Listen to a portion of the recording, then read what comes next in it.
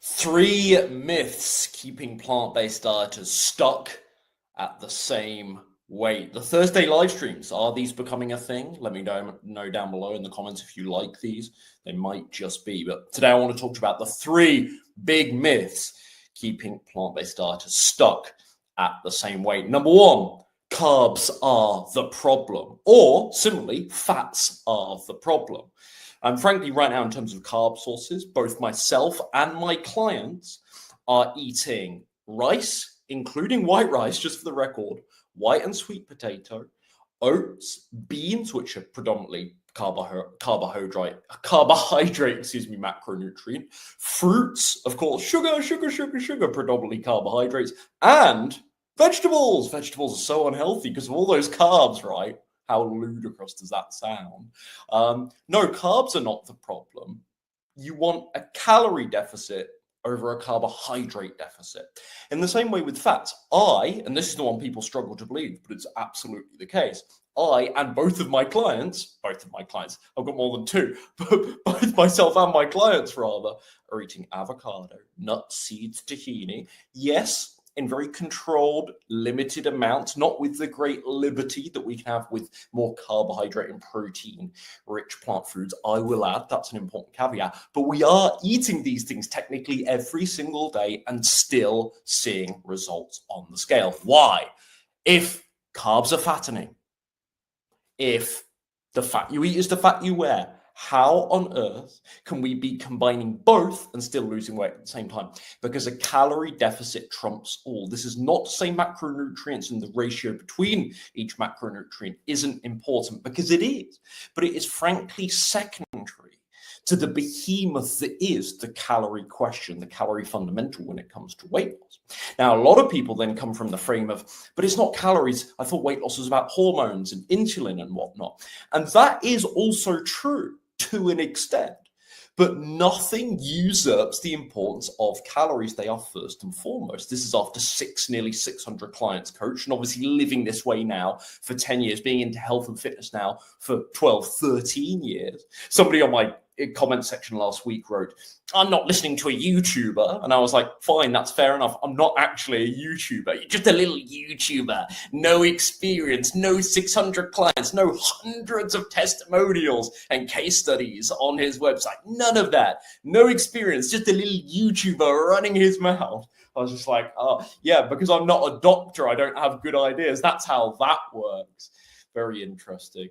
But no, take it or leave it, obviously. But 600 clients coach now, we're eating lots of carbohydrate, high carbohydrate diet, between about 50 to 65%, some clients, of our calories on Slim and Sustain are coming from carbohydrate sources. This blows people's mind. You don't have to do keto. You don't have to do low carb. You don't have to eliminate fruit. You don't have to only eat brown rice and not eat white rice. Yeah, we can argue brown rice is advantageous from the fiber perspective versus white rice. But again, it is about a calorie deficit.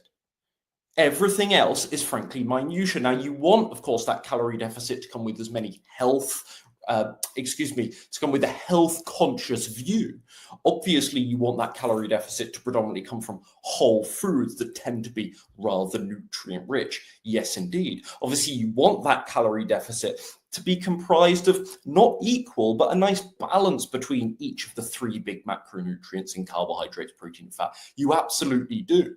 For diversity, for nutrients, for getting all that you need. For satiety, I think having diversity of macronutrients has really been shown to be rather important too. But it still is just a calorie issue. Now, you could go and eat McDonald's, vegan McDonald's, every day. You could go and eat the fries every day. And if you finish every day in a calorie deficit, you will lose weight. That is in effect what I'm saying. Some people deny this, but it's not my methodology. It's not the flexible dieting approach I advocate. It's not healthy, and I don't think it's going to be all that sustainable. It's not going to be very satisfying as well. If you only have a finite amount of calories to use to spend every day, it's not going to be particularly useful spending it on McDonald's French fries and Pop-Tarts, because that's not going to be a lot of food volume, never mind the sparse lack of nutrients there. Anyway, I digress. Carbs are not the problem, and that's myth number 1 we want to overcome here. But also in a similar vein, I wanted to chuck in, fat is not the problem either. Protein is not the problem either. This is a calorie issue. Okay, it's a calorie deficit over a carb deficit. It's a calorie deficit over a fat deficit. You can eat all three macronutrients. Again, not to say you need them in equal amounts, because you absolutely do not. That should be tailored to your goals and highly personalized to you personally. I know I sound like a bit of a diplomatic fence sitter by not maybe taking a stand so much sometimes, but that is the best answer I can give, is actually these things are highly personalized to you. I'm not going to sit here yapping away on the internet to a video that might potentially reach, 1,000 people in the coming weeks and just give some blanket advice that may be actually really appropriate to Gary from Idaho, but might not be that useful to Mary from Skegness, shout out UK. But you get what I mean here. This is a calorie issue. Again, this is swept under the rug. There's many plant-based teachers, sadly, not naming names, I'm not the drama type, that deny this is a calorie issue. But again, this is an issue across the diet spectrum. I won't single out, some vegan and plant-based teachers on this. There are all sorts of figureheads with really incredibly surprisingly large audiences, in the keto world, in the carnivore minded world, that are all saying, no, it's not about the calories, right? Just eat healthy and you'll lose weight, or just don't eat carbs and you'll lose weight. What, even if you're eating 5,000 calories a day? Come on, this is absolutely absurd.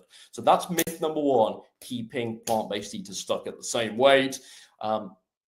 Carbs aren't the problem. This is a calorie issue. Simultaneously, fats aren't the problem. This is a calorie issue. You can eat both of them. You just need to know how to eat everything to a calorie deficit, but still get all of the nutrients you need. And that takes a bit of time and a bit of knowledge, but you'll get there figuring all of that stuff out. Where you won't get there, and where this will become wildly unsustainable to you, is if you move forward thinking that macronutrients or food groups are the problem versus, no, your calories are not in check. And that's really going to need to move the needle, when you finally confront that. Myth number two as to why plant-based eaters are stuck at the same way: you just need more discipline. This is the whole shtick now, and I've talked about this before. I dedicated a chapter to mind mastery and weight loss, and I think it's valid still. I don't look at that and go, oh, what a clown. That was a silly thing to write about. I absolutely still stand by it, but I just think you can graduate from this paradigm and spit it, cut to the chase. But everyone talks now, this is the cliche thing, you see it on Instagram all the time, discipline over motivation. Discipline over motivation. This is what everyone's talking about. It's the little self-help mantra now, discipline over motivation. I've talked about this. I agree that discipline is more important than motivation. But there's something even above discipline. And discipline, and we'll get to what that is in a second, but you can probably guess if you've been following my content for a while, but discipline implies force. Right? It still implies that you must exert control and do things that are not necessarily your default setting or in your nature or what you actually want to do or feel like doing. That's what discipline implies to me. It's doing things when you don't actually want to do them. And again, a lot of your weight loss success might just come down to that character trait, being able to force your way through tasks you don't necessarily want to do. But this is a paradigm, again, that you graduate. You don't have to exert force when your behavior actually changes. You don't need willpower when your behavior actually changes, to the extent that healthy habits, become part of your routine and your lifestyle day to day, to where they're relatively, let's be realistic with this and say relatively automated. They can be extremely automated, effortlessly so, but relatively automated, because of your brain's associations and how you build behavior patterns over time. And so this is the beautiful thing about genuine habit, lifestyle, and behavioral changes. You don't need discipline anymore. You don't need or I should say as much. I shouldn't speak in absolutes on this, but you don't need as much discipline. You don't need as much motivation. You don't need to force yourself to constantly do things that actually feel out of character to you and misaligned with you because of how you've eaten for the last 20 years. You don't need to do that, because you flip the script, because you internally externally have actually changed. Makes sense? I'm always talking about how true transformation happens on the inside, not the outside. We see the amazing before and after photos with weight loss, but the best thing I feel I can do for my clients, I can help my clients with, is change in here. So there's actually a chance of permanent results. Who cares if they lose 30 pounds working with me on Slim and Sustain if they gain it all back in 6 months on the scale, because the habits and the behavior hasn't actually changed.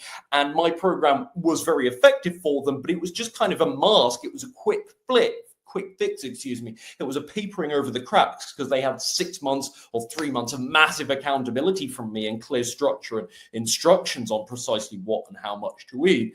But then once that is taken away from them, once they don't have that, or they go flying back up the scale. This is why it's important not just to lose weight, but also to improve your relationship with food, improve your mindset, build genuine habits. So the weight you've lost actually has a chance of sticking. Does that make sense? But back to our point here, I think that's the issue with discipline is, to me, and maybe I'm taking this very literally and going off technicalities about definitions and whatnot. To me, the problem with discipline is it still implies force. You're trying to exert control.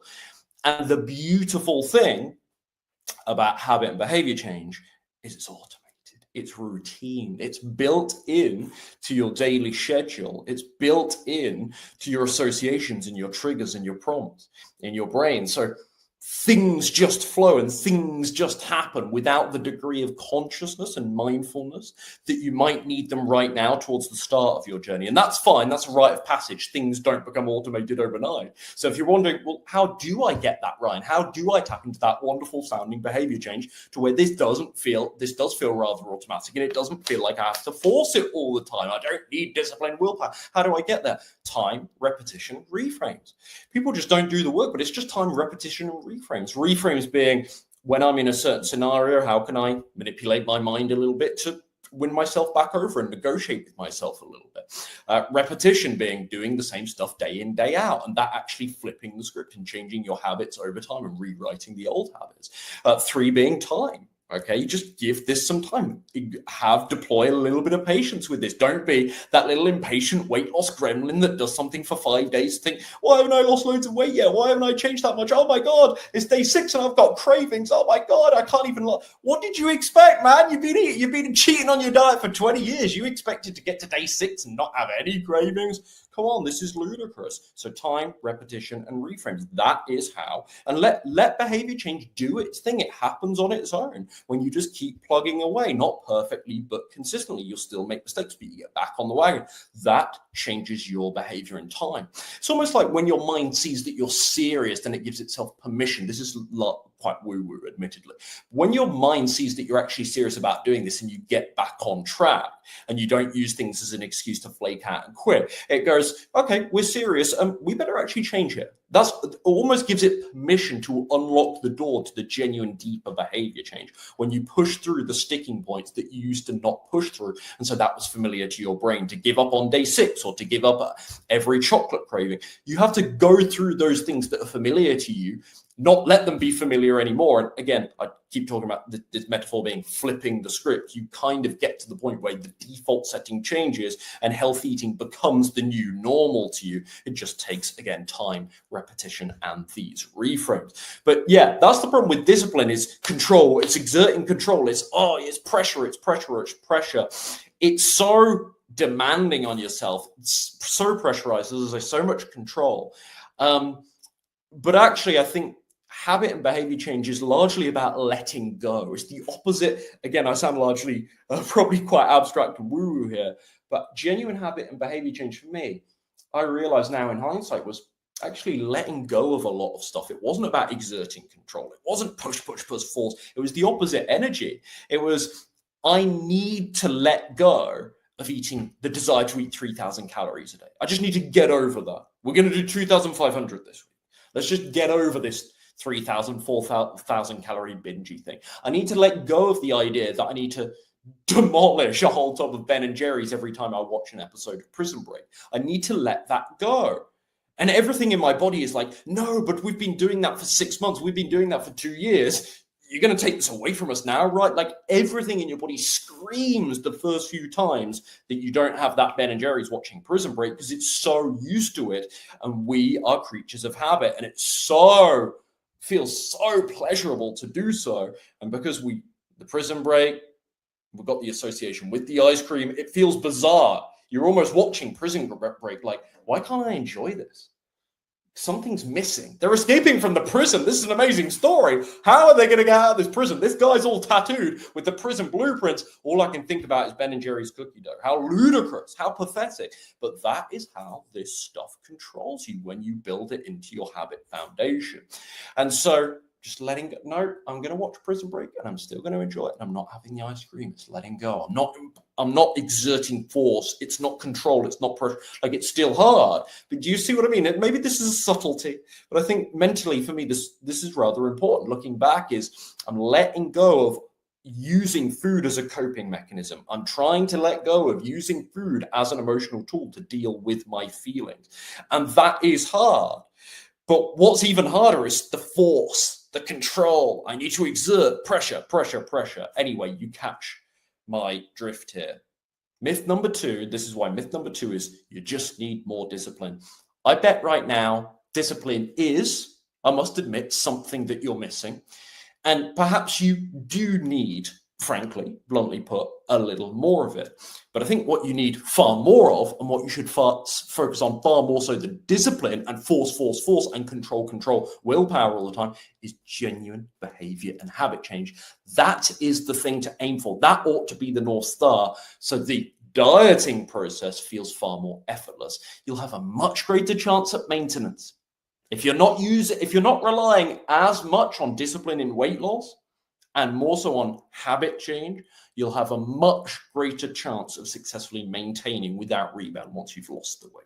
Because it doesn't require all that energy, all that unnatural, out of character behavior that you're trying to exert. I've got to be this person. I must be this person because I want the result. Now I'm going to change internally to allow me to get the result. And therefore, it's coming from a far more congruent place. And I might have a shot at longevity with this. Lastly, myth number 3 as to why plant-based eaters are staying stuck at the same weight. Is this the controversial one? That's what I was about to say, but I always say in every live stream, this is the controversial one, and then I find another one that's actually slightly more controversial, perhaps. But no, I think this is one that takes my clients a lot of wrestling with. But when they get there, they're like, changes everything. And it's this inbuilt flexibility is the theme that I've been talking about a lot, certainly on Instagram recently, if you've caught that. My post about the French fries, I think last night on YouTube. Another good example of this, I think. But myth number 3 is a perfect week equals success. It's a myth. I know on paper it sounds like that's not contentious. Of course, a perfect week means success. No, and again, maybe I'm being very literal with definitions and with words here. A perfect week doesn't equal success. A week of weight loss equals success. And that's what your performance, frankly, ought to be judged by. You just need to lose weight. Not at any cost. Otherwise, you would be considering a Ozempic. Otherwise, maybe you'd do it with a really poor diet and you just starve your way through, or eat lots of junk foods but still be in a calorie deficit. That's very difficult for people to do, but like the example I gave earlier. So it isn't a week of weight loss at any cost means success. But really the bottom line is, am I losing weight consistently week after week? Is there that downward trend there? And sometimes there'll be plateaus, and sometimes it'll be 2 pounds, and sometimes maybe it's a slower week and I only lose half a pound. But am I, generally speaking, trending in the right direction? A lot of people are judging their performance on, did I check these process-related boxes? And again, that's a bit vague. So what do I mean is, did I eat only clean whole plant foods today? Did I do my 10K steps? Otherwise, I'm a failure. Mr. Perfect. That is the standard, the bizarro standard that sounds noble and ambitious. And I probably sound like a hater for shooting people down for setting these targets. But these are the bizarro, weirdo targets that people set themselves after 20 years of frankly appalling food choices. They say, I expect myself to eat 21 perfectly clean whole plant foods meals per week. And of course, what happens when you go out with this standard? Maybe you do it. Fantastic. Then a perfect week does equal weight loss, and that does inform you that you are being successful. And you can go, yay, good work this week. But what happens when you're busy? When life gets messy? When there's weddings, when there's vacations, when work gets a little bit stressful, when you're having an argument at home, when one of the kids is sick and you're in the house a lot more and there's all this food around and you get the grazing and you get the nibbles. What happens if you're stuck in traffic one day and it goes through your usual snack or dinner time and you're absolutely ravenous? Maybe you do need to grab Chipotle on the way home. Otherwise, by the time you get home, you're going to eat your own arm off. Or worse yet, you're going to start tucking into that ice cream in the freezer. Those are the crossroads moments where people really struggle, and they really, really struggle for a number of reasons. They genuinely don't know the best decision to make, and that's fine, but you can learn that stuff. But also because they're coming at it again from the mentality that perfection is the victory, that perfection is the win. Now, when it comes to losing weight, surely a week of weight loss is the win. And so if that week of weight loss still involves one or two moments where you make a decision that is marginally less than perfect, but it keeps your overall diet going the right way, and it stops you diving into these weird overcompensatory feeding, bingey, rebound, relapse behaviors because you're not playing with fire as much. This is like a lot of, I'm going on a tangent here, but I think this is important. A lot of weight loss thinking and strategy that I do day to day with my clients is, how can we avoid you getting to the crazy blind spots and hunger weak points? Where are the times in your day where you're most likely to screw up based on history?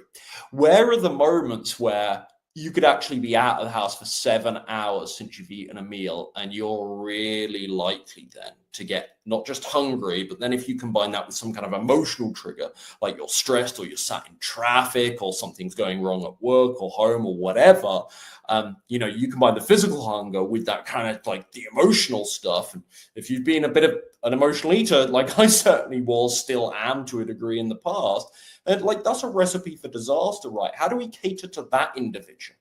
Right, let's find the moments where you might be weakest and plug those leaks and think about backup plans in those moments to prevent you from doing something really bad. And so I have like what I call the Lara bar provision, letting you into a little slim and sustain secret here. I have the Lara bar provision for some clients to where technically in my meal plans, a Lara bar is actually more calories than the usual afternoon snack on Slim and Sustain. But I occasionally will say to a client, like, why don't you just have a Lara bar as a backup plan? You might not need to even eat it. Keep it in the glove box, right? Keep it in the car. It's non-perishable. On a hot day, it might get a bit soggy, but it's there. And worst case scenario, you are coming home really late from work one day, but rather than being so tempted to stop at Panda Express or McDonald's, you've got the Lara bar there. Just take the Lara bar, then get home and have your normal dinner. And actually, you've only eaten like 200 more calories than your usual meal plan prescribes, but at least it wasn't the 400, 500, 600 extra calories if you grab that Panda Express, right? Or if you grab McDonald's, whatever. You catch my drift? Or you have the Lara bar and then make a slight adjustment with dinner. But again, this stuff I work on very individually with clients to advise precisely what. So I just want to give a rough example here. You need to kind of do the guesswork and the math yourself on that. But does that make sense? The Lara bar provision, it's not to say you should consider this necessarily. It's more or less appropriate for some people in certain scenarios than others. However, I just think as an example of like bending the rules without breaking them, moments where we think, right, what are the high risk scenarios and what are we going to do instead? Okay, you're out on the road today. Ryan, I can't eat my usual meal. What am I going to do? It's fine. It doesn't have to be perfect. It just has to be calorically in check and directionally whole plant foods. If there's a little bit of oil, or if it's slightly imbalanced in terms of macros, or if it's not that filling per calorie like one of the meals from Slim and Sustain, that's fine. We don't want to make too many of your meals the Lara bar. We don't want to have too many Chipotles. We don't want to have too much vegetable sushi because it's kind of Yeah, calorically, it's good, but it's kind of slightly low in protein as a regular option. Not to conform to the vegan protein deficiency myth anymore, so, but like that is genuine criticism with like vegetable-based sushi, but you can have edamame on the side. I digress, but that's a little hack for that, by the way. But like what can I do instead that is still quite decent and still keeps me in that daily calorie deficit? So that's why myth number 3 is a perfect week equals success. No, a week that helps you lose weight that probably isn't perfect, because life is life and you need to know how to work through things, and that's far more realistic and pragmatic and long-term sustainable. No, that's what success looks like. And sometimes, some weeks they might be perfect because you're at home and everything is controlled and everything is orderly and you feel awesome for that. But you shouldn't then look at the weeks where it's less than perfect and you bent the rules a little bit and go, oh, I failed. And this is what people do. They think, oh, I've eaten. They're trying to do the super low fat thing, as I say, unnecessarily, as I say in myth number 1 here. But they're trying to do the super low fat thing, and then they have something that's a bit higher in fat. I binged out on the nut butter, and I'm like, well, no wonder. I wonder why. If you just had a bit more fat every day and weren't on such a calorie restricted diet, you'd feel better, you'd last anyway, and you wouldn't need to have that crazy binge outlet. But at the same time, again, it's like, oh, I failed because I broke one of the rules of my diet. No, the only rule for your success is that you lose weight every week. That's the frame you should come from. And a lot of plant-based eaters are really caught in the frame of, no, I need to check these boxes, the whole food plant-based principles. And if I don't do that, I've failed. And this signals to the brain, because you had such an unrealistic perfectionistic standard in the first place, so this signals to the brain that you failed. And you know what a lot of people will do when they failed? Or they think, they perceive they failed, or I shouldn't say failed, they made one mistake. They go, well, that's it then, game over. When really, if you just came at it with a slightly more flexible frame, if you had high standards for yourself, absolutely, I'm not denying the importance of high standards, having high standards for yourself and saying, look, most of my diet is going to be pretty textbook perfect. It is. But I'm going to make those small allowances, those small bits of wiggle room for life stuff. Because it happens. Life happens. You know what I meant by it. Something else ending with IT happens. And life is life. And it gets messy and it gets busy. And I need to be able to move things around. Otherwise, it's never going to be sustainable. The goal is not Puritanism.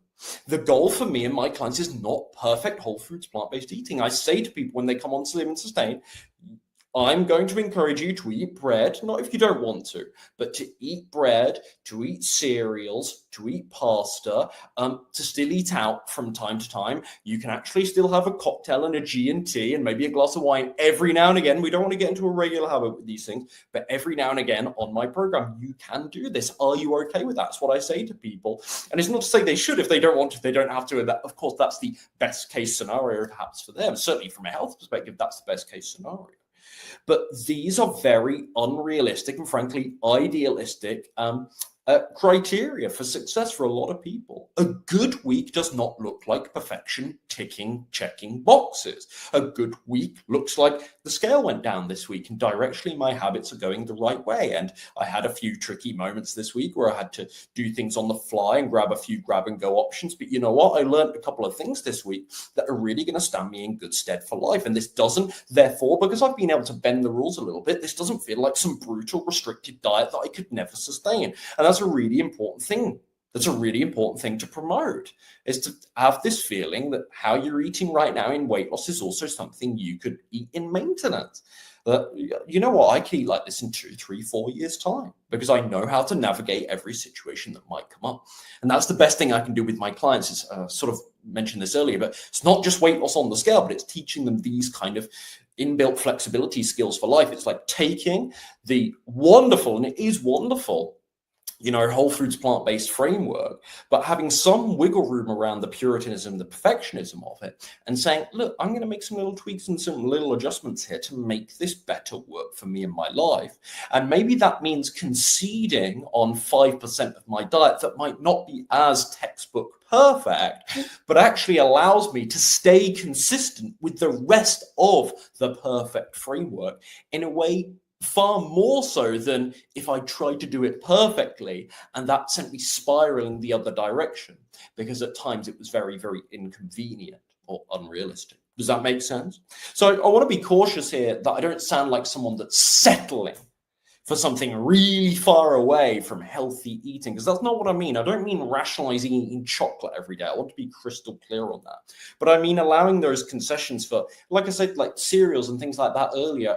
I should have stressed this, but I'm not talking about Cookie Crisp and Lucky Charms, right? I'm talking about bran flakes. I'm talking about muesli, for goodness sake. I'm talking about shredded wheat, etc. Those kinds of, maybe not those particular brands, but those kinds of products.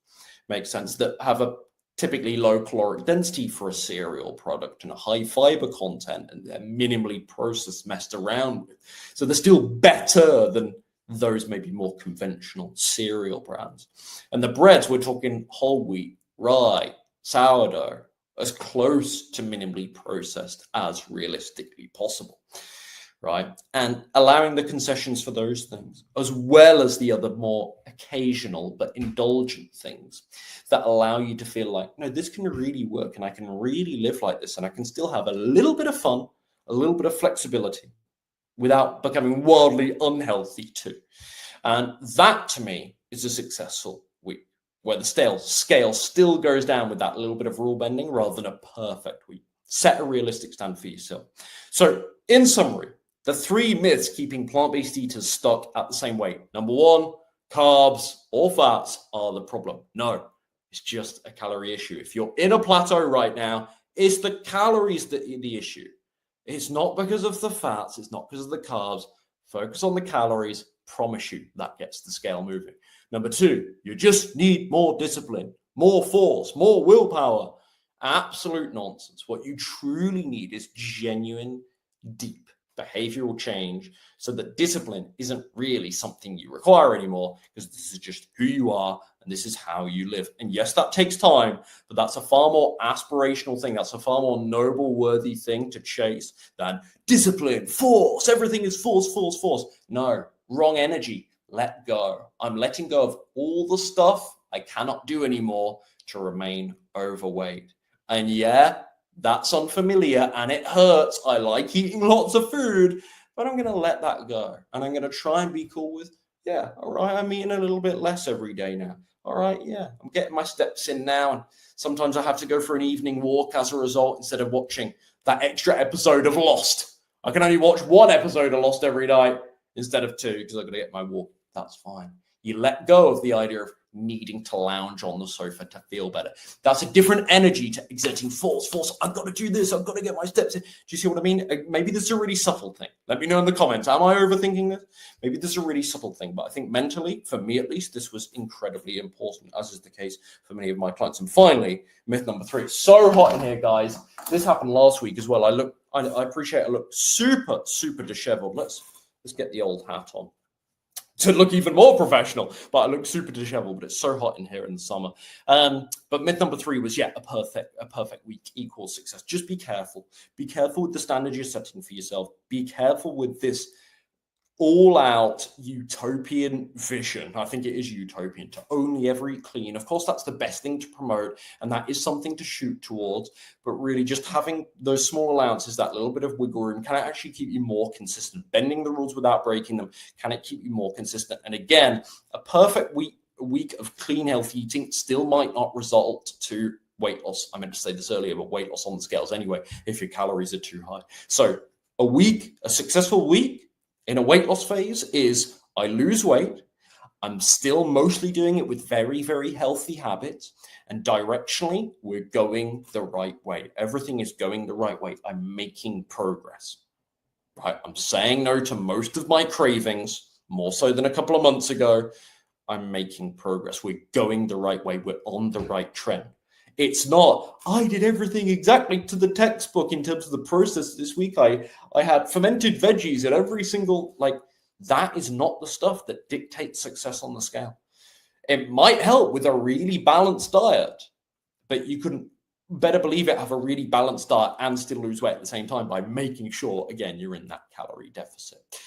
So at the heart of all this, I think these 3 myths, and this is what I've been talking about a lot lately, comes down to this one core idea. And this is the big realization after, again, nearly 600 clients coached, just a YouTuber. You're just a YouTuber. You're not a doctor. Keep quiet, boy. English boy. Never speak. I've got nothing to share just because I'm not a doctor, right? But at the heart of all of this, again, 600 clients coached then through Slim and Sustain, is most people don't have a weight loss problem. They have a sustainability problem. And it's their attempts to lose weight are unsustainable because they think that cutting carbs or cutting fat is the answer, because they don't actually change their habits and behavior, like myth number 2, because they have unrealistic and perfectionistic standards and therefore end up quitting because that's never going to be sustainable. Like all of these 3 myths that I've talked about today, again, they all feed into the same core philosophy, that idea that I've been talking time and time about again lately. You don't have a problem losing weight. You can do it. You know you can. But you have a problem actually sustaining it. And I break all of this down in the new, if you haven't read it, the new Vegan Slim and Sustain Insider document. So I'll put a link to that down below. And in that document, I also cover, of course, what to focus on instead.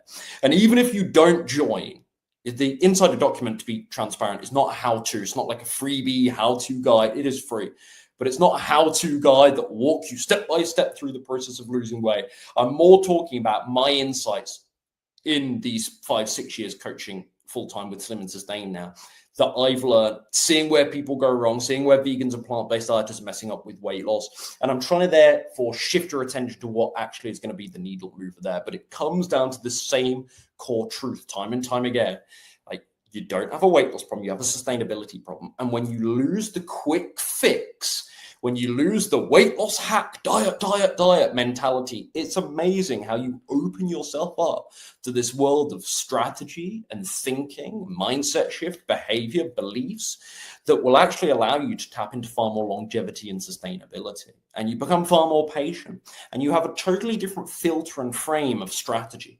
So when you hear different ideas on, try this diet, or try, like, you have a much better filter, a much more sensible, sustainable filter for working out what you should do and what you should not do. And those are the big strategy decisions that you cannot make as well when you are playing the diet game, when you're in the quick fix mentality, when you're like, I've got to lose now, I've got to be perfect. Like, this is the wrong, erratic, scatty, demanding, instant gratification mindset that just feeds into all kinds of problems. You never last when you've got this mindset.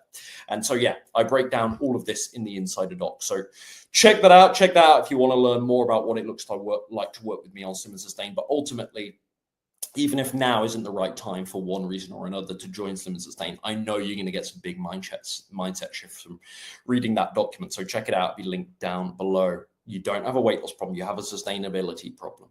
Stop the extreme stuff. That's my message. No fads, no quick fixes, no magic pills. There is no shortcut for doing the inner work and the habit and the behavior change.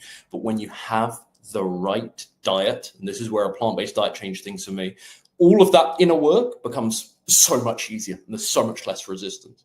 Have a good diet, do the right mindset work.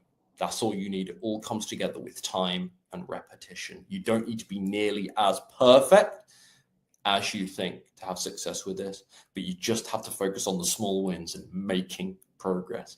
And just this mindset of light at the end of the tunnel, I'll get there in the end. It won't be perfect, but I get back on the wagon after I've made mistakes. If you set out thinking success looks like never binging, you ain't lasting. You ain't lasting, because that's going to inform to your brain when you do binge that you're a massive failure, and why even bother. It's going to knock your confidence for doing it. And again, this is another reason going back, I meant to finish, but this is another reason going back to myth number 3, like a perfect week. It's like, you've got to lose that idea, because when you do something that your brain deems as imperfect, however reasonable or unreasonable that is, but when your brain goes, I've been imperfect now, I've really screwed up, it really knocks your confidence and your self-trust and your belief you can do this. And you've got to manage that stuff very carefully if you really want to have a good shot at this, at losing the weight and keeping it off. Hope this helps. Check out the Insider Doc. Let me know if you like the live streams. They actually harm massively the growth of my YouTube channel. But number one, they're so much easier to film. Number two, they're frankly more fun to film. I'm more conversational, I think, with them. And number 3, when I do them at a good time, not like right now, I actually get comments and interactions that I can respond to. I haven't done it on this occasion. So let me know if you like these. See you in the next one. Check out the Insider Doc. Speak soon, folks. Have a good one. Have a good weekend.